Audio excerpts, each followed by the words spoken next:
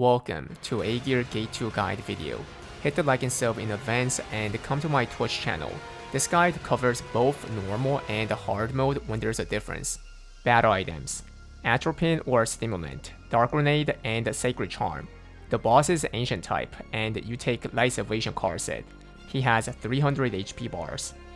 Ally skills: Gate2 has Wei, Ealyn, and Evo. I will cover when to use them later. Raid system: this gate also have Just Guard patterns. These patterns can be blocked by pressing G key on the correct timing. It's not like you press it right away after the flash. The timing is different for every patterns, and if you fail the timing, then you receive massive damage. Also, these patterns ignore push immunity, so the only answer is to guard properly. I will walk you to all the patterns later. Around 260 HP, a cutscene happens. You will see 4 objects on each direction. In the normal mode, each party splits to top and bottom and destroy the object. Then move clockwise and destroy the rest. When all 4 are destroyed, the boss shoots beam clockwise and you have to destroy the center object while dodging the beam and the saw. The boss periodically does a Just Guard pattern. Yellow flash happens and the boss jumps on the object. When he tries to land, press G key to guard by looking at him. In the hard mode, each pair of people should split to 4 directions.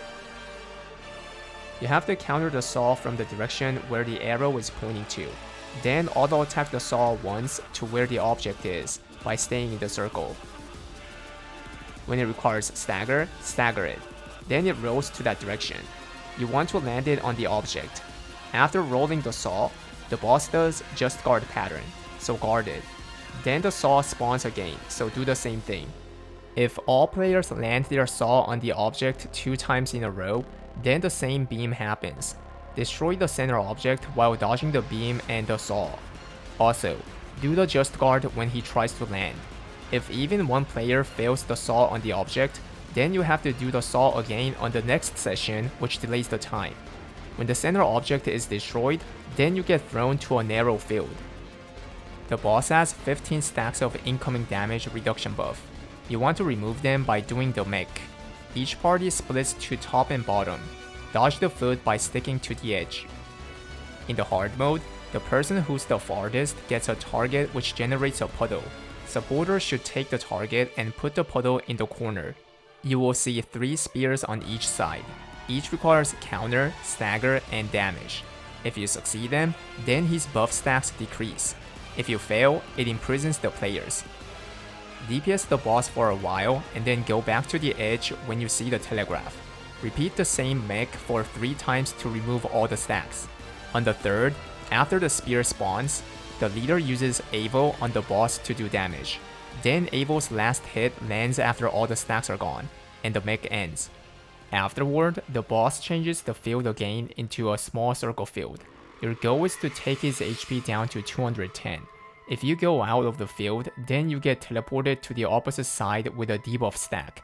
When this debuff reaches 7 stacks, then your HP becomes 1, so don't go out too much. He can do 2 kinds of periodical patterns. 1. When he teleports to the diagonal direction, then he requires stagger. Go to the safe zone and stagger him. 2. When he teleports to the cross direction, then he requires a co-op counter.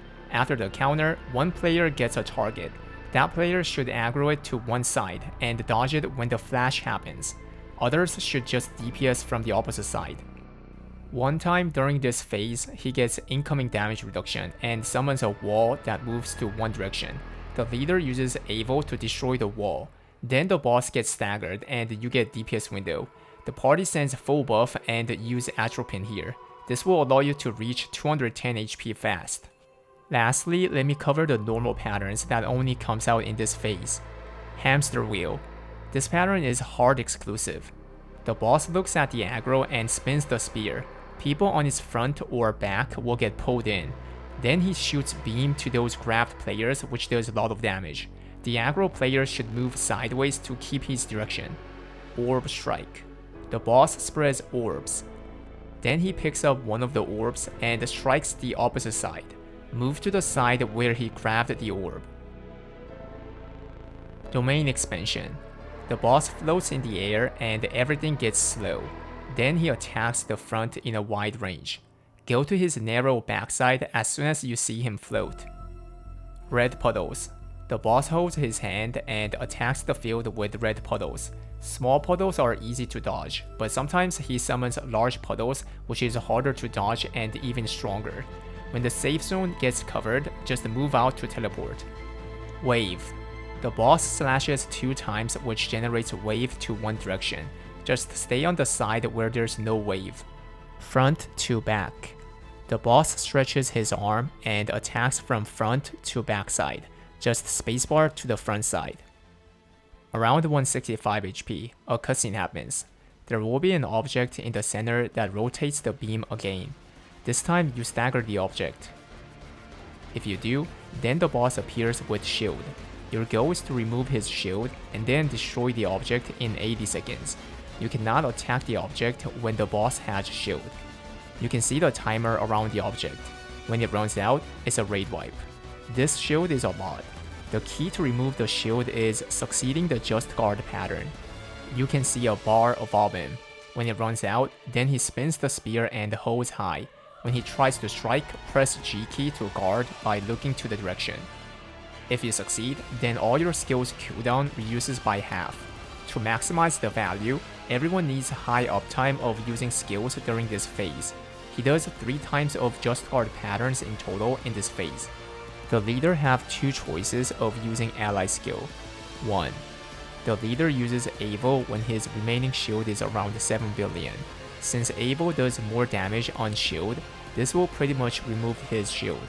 Then the leader uses the second Aegir's skill by putting the pointer to where both the object and the boss is. Then her attack lands on both of them, but to hit both, the boss has to be close to the object. This is not easy since the boss has a lot of dynamic patterns. 2. The leader uses Ealyn after the second just guard. Then she provides push immunity to the party. Everyone uses Atropine and the DPS hard as possible. When there's not much timer left, then the leader uses second Ealyn's attack. This hits around 7.5 billion in the range. Compared to Aegir, it's much easier to hit both of them. If you destroy the object, then you go to the narrow field again. You just have to do the same as in 260 HP. By the way, if you took down the boss's HP to 153 from the previous phase, then this part gets skipped. After the narrow field is done, then you will face the small circle field again. Use the Aegir when the wall spawns, and everyone use Atropine. Also, recast the Aegir for more damage. If you take him down to 115 HP, then he phases. Around 96 HP, a cutscene happens. The boss starts to charge an attack. The leader uses Ealyn when the Tyrant's script happens.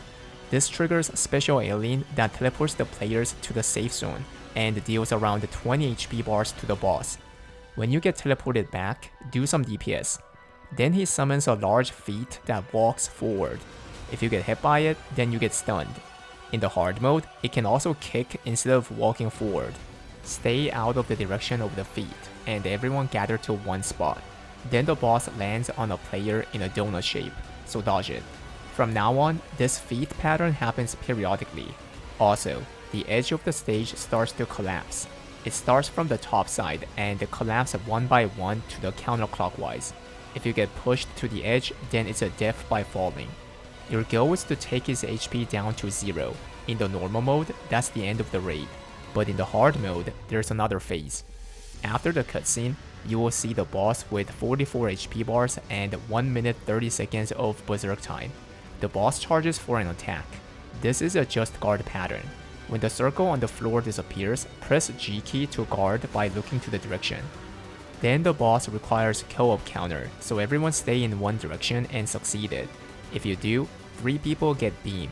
Those players should face the boss to land it. Each beam increases the berserk time by 8 seconds. Since only a small amount of time is given, you must succeed the just guard and increase the berserk time to clear the raid.